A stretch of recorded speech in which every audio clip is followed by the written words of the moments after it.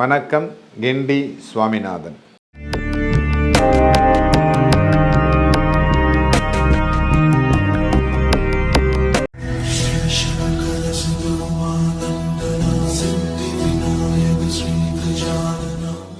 தில்லையில் கூத்தனை பற்றி நாம் தெரிந்து கொண்டிருக்கிறோம்.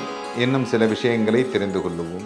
சுந்தரமூர்த்தி நாயனார் போரூர் பட்டீஸ்வரம் ஆலயத்திற்கு செல்லுகிறார்.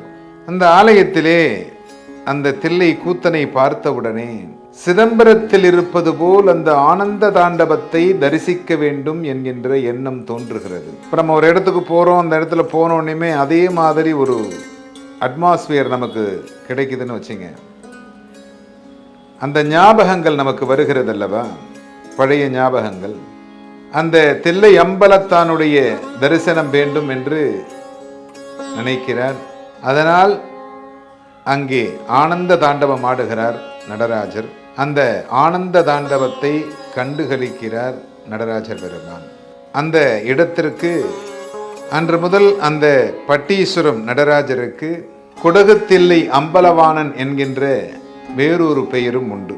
அந்த பட்டீஸ்வரத்தில் இருக்கக்கூடிய போரூர் பட்டீஸ்வரத்தில் இருக்கக்கூடிய ஆனந்த தாண்டவம் ஆடிய நடராஜரை அங்கே செல்லுகின்ற பொழுது வழிபாடு செய்யுங்கள். திருச்சி சென்னை நெடுஞ்சாலையில் பாடலூர் அப்படிங்கிற ஊர்லேருந்து கொஞ்சம் தூரம் போனீங்கன்னா ஊட்டத்தூர் அப்படிங்கிற ஒரு ஊர் இருக்குது. அங்கே பஞ்ச நடராஜர் அப்படின்னு ஒரு நடராஜர் இருக்கார். அங்கே போனீங்கன்னா சமேளன அர்ச்சனை அப்படின்னு ஒரு அர்ச்சனை பண்ணுறாங்க. இது இந்த திருக்கோயிலில் மட்டுமே செய்யப்படக்கூடிய ஒரு அர்ச்சனை. இந்த அர்ச்சனை செய்தால் விரைவில் திருமணம் கைகூடும். அதாவது சுவாமிக்கும் அம்பாளுக்கும் சேர்த்து செய்யக்கூடிய சமேளன அர்ச்சனைன்னு பேர். இந்த அர்ச்சனை செய்து கொண்டீர்களேயானால் விரைவில் திருமணம் கைகூடும். இந்த நடராஜரை வழிபாடு செய்து திருமணமாகாதவர்கள் விரைவில் திருமணம் இந்த வருடத்தில் ஆவதற்கு பிரார்த்திக்கிறோம். அடுத்தபடியாக கும்பகோணத்திற்கு அருகாமையில் உள்ள நல்லம் என்கின்ற ஊரிலே இருக்கக்கூடிய நடராஜர் நன்றாக நீங்கள் உற்று பார்த்தீர்களேயானால் உங்களுடைய கைகளில் இருக்கக்கூடிய ரேகைகள், அந்த நடராஜருடைய கைகளில் இருக்கக்கூடிய ரேகைகள் உங்களுக்கு தெரியும். கால்களில் நரம்புகள் நன்றாக தெரியும்.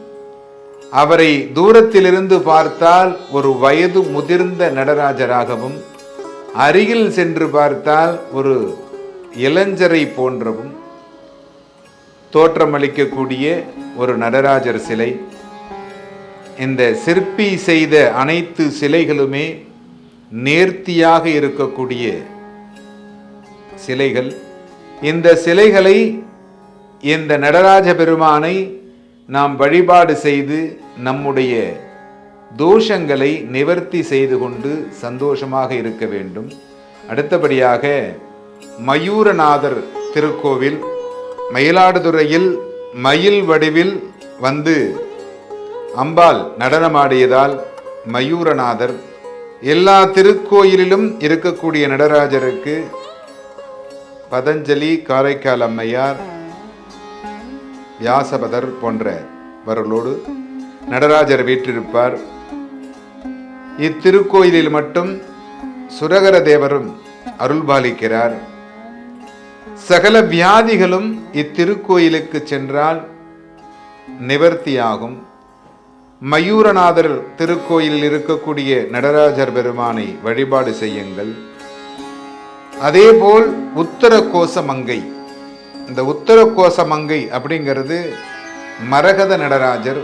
எப்பொழுதுமே சந்தனத்தினால் இந்த மரகத நடராஜர் அலங்காரம் செய்யப்பட்டிருக்கும்.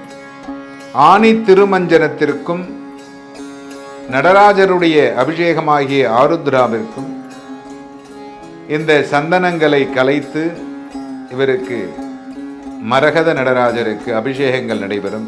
இந்த மரகத நடராஜரையும் தரிசனம் செய்யுங்கள். நம்முடைய சைவம் அப்படிங்கிறது சிவபெருமானை வழிபாடு செய்வது. 63 நாயன்மார்களும் சிவபெருமானை வழிபாடு செய்து முக்தி அடைந்திருக்கிறார்கள். அதேபோல் நாமும் சிவபெருமானை வழிபாடு செய்து நம்மால் முக்தி அடைய முடியவில்லை என்றாலும் நாம் சிவபெருமானுடைய பாதத்தில் சரணாகதி அடைவோம். சிவசிவ என்கிலர் தீவினையாளர், சிவசிவ என்றிட தீவினை மாலும், சிவசிவ என்றிட தேவரும் ஆவர், சிவசிவ என்ன சிவகதிதானே. நற்கதி சிவகதி நமக்கு நல்ல விதமாக அமைய வேண்டும் என்று இறைவனை பிரார்த்திக்கிறோம். நன்றி.